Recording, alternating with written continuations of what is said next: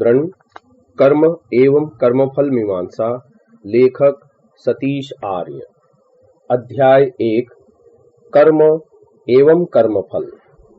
ओम सहनाववतु सहनौ भुनक्तु सह वीर्यं करवावहै तेजस्विनावधीतमस्तु मा विद्विषावहै।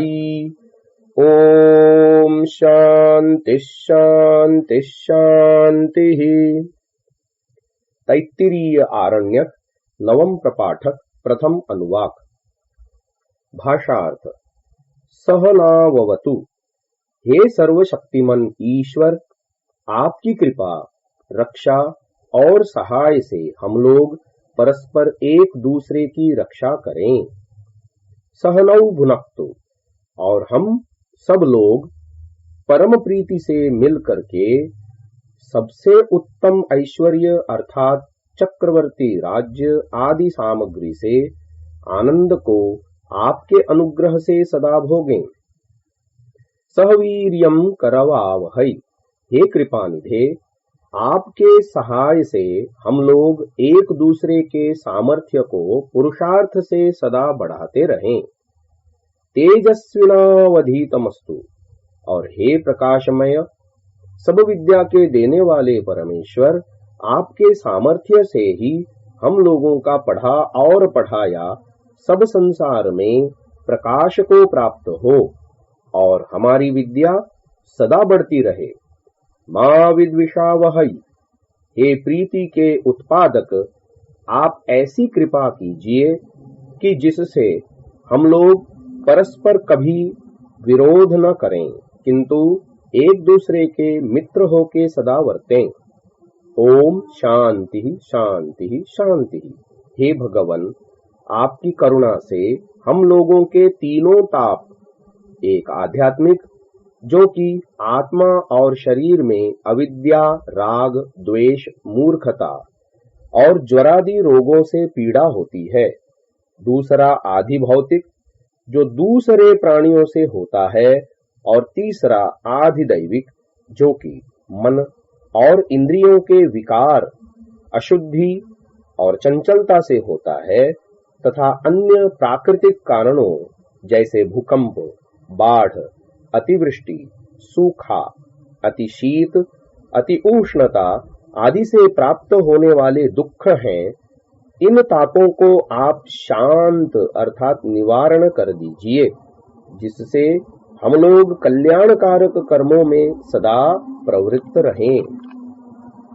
क्योंकि आप ही कल्याण स्वरूप, सब संसार के कल्याण करता और धार्मिक मुमुक्षुओं को कल्याण के दाता हैं, इसीलिए आप स्वयं अपनी करुणा से सब जीवों के हृदय में प्रकाशित होइए कि जिससे सब जीव धर्म का आचरण और अधर्म को छोड़ के परम आनंद को प्राप्त हों और दुखों से सदा पृथक रहें। हे प्रभु, इस ग्रंथ का प्रयोजन यही है कि मानव मात्र कर्म और कर्मफल का वास्तविक स्वरूप जानकर अनार्ष अवैदिक मान्यताओं को त्याग कर आपके बताए वेद मार्ग पर चलकर योग द्वारा अपने परम लक्ष्य मोक्ष को आपकी कृपा और अनुकंपा से प्राप्त कर सर्वदा आनंद में रह सकें। हे परम पावन प्रभु, आप ऐसी कृपा करें तथा इस ग्रंथ को पूरा करने का सामर्थ्य प्रदान करें, जिससे यह कार्य सहज सिद्ध हो सके। ओम विश्वानि देव सवितर्दुरितानि परासुव यद्भद्रं तन्न आसुव। यजुर्वेद 30वां अध्याय 3रा मंत्र। हे सत्य स्वरूप, हे विज्ञानमय, हे सदानंद स्वरूप, हे अनंत सामर्थ्य युक्त, हे परम कृपालो, हे अनंत विद्यामय, हे विज्ञान विद्याप्रद देव, हे परमेश्वर, आप सूर्यादि सब जगत को और विद्या का प्रकाश करने वाले हो तथा आनंदों को देने वाले हो। सवितः हे सर्व जगत उत्पादक सर्वशक्तिमन, आप सब जगत को उत्पन्न करने वाले हो। नः हमारे विश्वानि, सब जो दुरितानि दुख हैं उनको और हमारे सब दुष्ट गुणों को कृपा से आप परासुव दूर कर दीजिए, अर्थात हमसे उनको और हमको उनसे सदा दूर रखिए। यद्भद्रम, और जो सब दुखों से रहित कल्याण है, जो कि सब सुखों से युक्त भोग है, उसको हमारे लिए सब दिनों में प्राप्त कीजिए। सुख दो प्रकार का है। एक जो सत्य विद्या की प्राप्ति में अभ्युदय अर्थात चक्रवर्ती, राज्य, इष्ट मित्र, धन, पुत्र, स्त्री और शरीर से अत्यंत उत्तम सुख का होना, और दूसरा जो निश्रेयस सुख है कि जिसको मोक्ष कहते हैं और जिससे ये दोनों सुख होते हैं उसी को भद्र कहते हैं। तन्न आसुव, उस सुख को आप हमारे लिए सब प्रकार से प्राप्त करिए। प्रथम मंत्र में जीव का कर्म कैसा हो इसका स्वरूप समझाते हुए कहा है। प्रथम बात, हम लोग परस्पर एक दूसरे की रक्षा करें। दूसरी बात, हम सब लोग परम प्रीति से मिलकर ऐश्वर्य यानी चक्रवर्ती, राज्य आदि सामग्री से आनंद को भोगें। तीसरी बात, हम लोग एक दूसरे के सामर्थ्य को पुरुषार्थ से बढ़ावें। चौथी बात, हम लोग पढ़ तथा पढ़ा के विद्या की बढ़ोतरी करें। पांचवी बात, हम लोग परस्पर विरोधी न हों तथा एक दूसरे के मित्र होकर वर्तें। और अंतिम बात, हम लोग तीनों प्रकार के दुखों से दूर रहें तथा सांसारिक और मोक्ष सुख को प्राप्त हो सकें। तथा प्रभु से प्रार्थना की गई है कि हमें ऐसे कर्मों को करने का सामर्थ्य प्रदान करें। इसी प्रकार दूसरे मंत्र में परमात्मा से इस संसार में अभ्युदय और निश्रेयस की सिद्धि के लिए प्रार्थना की गई है। परंतु प्रार्थना का आरंभ मानव के पूर्ण पुरुषार्थ के उपरांत ही होता है, न कि उससे पूर्व। प्रार्थना का अर्थ करते हुए महर्षि दयानंद जी लिखते हैं, अपने पूर्ण पुरुषार्थ के उपरांत उत्तम कर्मों की सिद्धि के लिए परमेश्वर व किसी सामर्थ्य वाले मनुष्य के सहाय लेने को प्रार्थना कहते हैं। आर्योद्देश्य रत्नमाला 24वां रत्न। अतः मानव को ऐसे कर्मों को करने का उपदेश किया है जिससे वह अभ्युदय तथा निःश्रेयस रूपी सुखों को प्राप्त करने के योग्य हो सके। प्रार्थना का फल कहा गया अभिमान का नाश, आत्मा में आर्द्रता, गुण ग्रहण में पुरुषार्थ और अत्यंत प्रीति का होना, यही प्रार्थना का फल है। आर्योद्देश्य रत्नमाला 25वां रत्न। प्रार्थना से परमात्मा की कामनाओं को पूरा कर देगा ऐसा कहीं भी नहीं कहा गया है, परंतु उसका परिणाम तो वह है जो जीव को निश्रेयस मार्ग पर अधिक उत्साह से अग्रसर करेगा। सत्यार्थ प्रकाश के सप्तम समुल्लास में स्वामी जी लिखते हैं, देखो सृष्टि के बीच में जितने प्राणी हैं अथवा अप्राणी, वे सब अपने अपने कर्म और यत्न करते ही रहते हैं। जैसे पिपीलिका यानी चींटी आदि सदा प्रयत्न करते, पृथ्वी आदि सदा घूमते और वृक्ष आदि सदा बढ़ते घटते रहते हैं, वैसे यह दृष्टांत मनुष्यों को भी ग्रहण करने योग्य है। जैसे पुरुषार्थ करते हुए पुरुष का सहाय दूसरा भी करता है, वैसे धर्म से पुरुषार्थी पुरुष का सहाय ईश्वर भी करता है। जैसे काम करने वाले पुरुष को भृत्य यानी नौकर कहते हैं और अन्य आलसी को नहीं, देखने की इच्छा करने वाले और नेत्र वाले को दिखलाते हैं, अंधे को नहीं। इसी प्रकार परमेश्वर भी सबके उपकार करने की प्रार्थना में सहायक होता है, हानिकारक कर्म में नहीं। जो कोई गुड़ मीठा है ऐसा कहता है, उसको गुड़ प्राप्त व उसके स्वाद प्राप्त कभी नहीं होता, और जो यत्न करता है उसको शीघ्र व विलंब से गुड़ मिल ही जाता है। इसी प्रकार हम देखते हैं कि कर्म अर्थात पुरुषार्थ का स्थान प्रथम है, शेष बाद में। स्वामी जी पुरुषार्थ को प्रारब्ध से बड़ा इसलिए मानते हैं कि इससे वर्तमान तथा भविष्य दोनों ही सुधरते व बिगड़ते हैं, परंतु प्रार्थना के पश्चात भी ईश्वर की सहाय ऐसी होती है जिससे दूसरे जीवों की कर्म स्वतंत्रता का हनन न होता हो। क्योंकि जीव की कर्म स्वतंत्रता कर्म मीमांसा का मूल सिद्धांत है। इसी पक्ष को समझाने के लिए महर्षि दयानंद जी का जीवन उदाहरण है।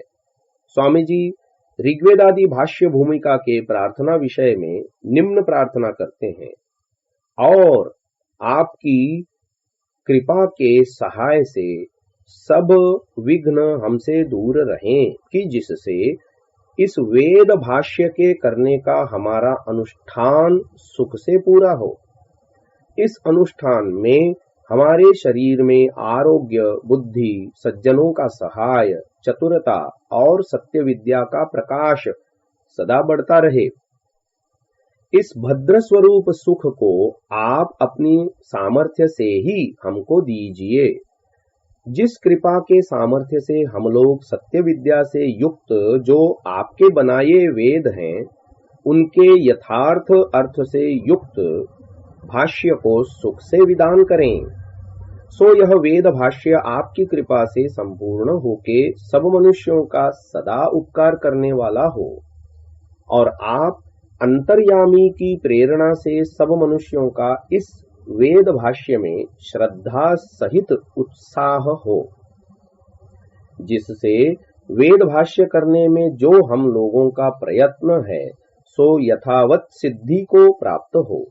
इसी प्रकार से आप हमारे और सब जगत के ऊपर कृपा दृष्टि करते रहें, जिससे इस बड़े सत्य काम को हम लोग सहज से सिद्ध करें। इस प्रार्थना में स्वामी जी ने वेद भाष्य को पूर्ण करने की सहाय परमात्मा से मांगी तथा आरोग्य, बुद्धि, सज्जनों का सहाय आदि की भी प्रार्थना की।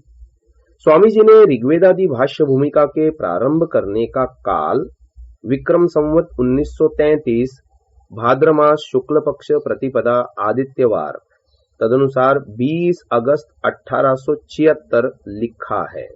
तत्पश्चात ऋग्वेद भाष्य प्रारंभ काल विक्रम संवत 1934 मार्गशीर्ष शुक्ल पक्ष षष्ठी मंगलवार है।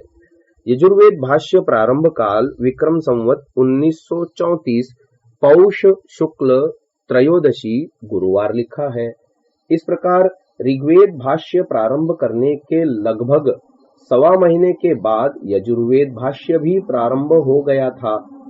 दोनों वेदों के भाष्य साथ साथ चलते रहे। छोटा होने से यजुर्वेद यथा समय यानी विक्रम संवत 1939 मार्गशीर्ष कृष्ण प्रतिपदा शनिवार को पूरा हो गया। इसके अनंतर ऋषि का जीवन लगभग 11 मास और रहा। ऋग्वेद भाष्य अभी सप्तम मंडल 61वें सूक्त के दूसरे मंत्र तक हो पाया था कि विक्रम संवत 1940 कार्तिक अमावस्या दीपावली को सायंकाल 6 बजे स्वामी जी का परलोकवास हो गया। स्वामी जी जब जब वेदों के मंत्रों के अर्थ जानने हेतु समाधिस्थ होते थे, तब तब परमात्मा की सहाय से उनके गूढ़ रहस्यों को जान पंडितों को संस्कृत में अर्थ लिखवाते और भाषा करने के लिए कहते थे। परमात्मा की सहाय उनको व्यक्तिगत स्तर पर थी, न कि दूसरों के स्तर पर।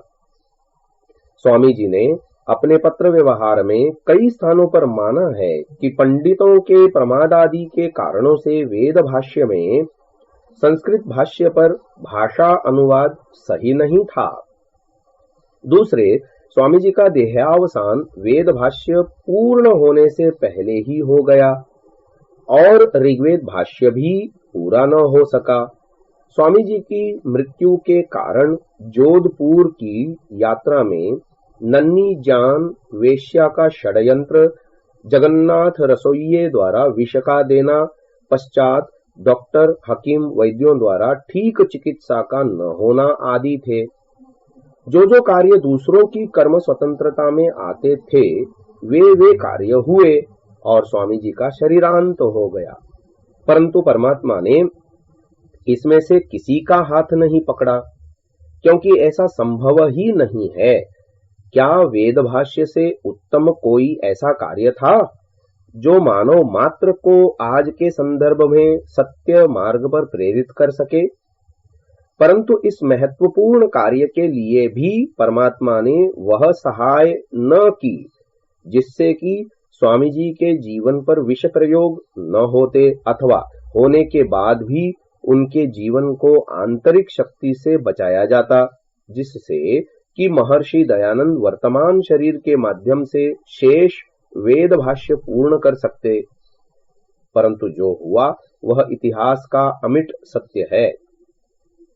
इस प्रकार परमात्मा की सहाय जीव को पूर्ण पुरुषार्थ के बाद उत्तम धर्मयुक्त कार्यों के लिए भी केवल व्यक्तिगत स्तर पर ही, जिससे जीव की कर्म स्वतंत्रता का हनन न होता हो, जीव की योग्यता के आधार पर अपने पूर्व बनाए सृष्टि नियमों के अनुसार ही प्राप्त होती है। परमात्मा किसी जीव की प्रार्थना के पश्चात भी उसकी धर्मानुकूल प्रार्थना को पूरा करने हेतु न तो दूसरे जीवों की कर्म स्वतंत्रता का हनन करता और न ही कर सकता, और न ही ऐसा कोई कार्य करता है कि जिससे उसके सृष्टि नियमों का उल्लंघन हो जाए। अतः हम देखते हैं कि कर्म मीमांसा और उसका फल अत्यधिक जटिल विषय है, परंतु मानव मात्र के लिए चिंतनीय एवं महत्वपूर्ण विषय है। इसके बिना मानव अपने कर्मों को धर्मानुकूल या सत्यानुकूल कर ही नहीं सकता। यदि कर्म उचित नहीं होंगे तो मानव अविद्याग्रस्त हो अंधकार को प्राप्त होके ही रहेगा। तब भद्र अर्थात कल्याण यानी सुख की कामना प्रार्थना सब व्यर्थ ही होगी। अतः यह मानव मात्र का कर्तव्य है कि अपने मार्ग को यथार्थ समझकर ज्ञान पूर्वक कर्मों को करता हुआ कल्याण अर्थात सुख के मार्ग पर अग्रसर हो। ब्रह्म ज्ञान के द्वारा मुक्ति प्राप्ति में भी सत्य ज्ञान अनुकूल कर्म की भी प्रधानता है। निकम्मेपन से कोई सिद्धि प्राप्त नहीं हो सकती, और ज्ञान भी कर्म के लिए ही है कि अमुक काम इस प्रकार इसलिए करना चाहिए जिससे संसार में अभ्युदय और निःश्रेयस सुख प्राप्त हो। अतः विचार पूर्वक और शांति से धर्मानुकूल कर्म ही करने चाहिए। इस प्रकार ज्ञान ही कर्म का उपयोगी सहायक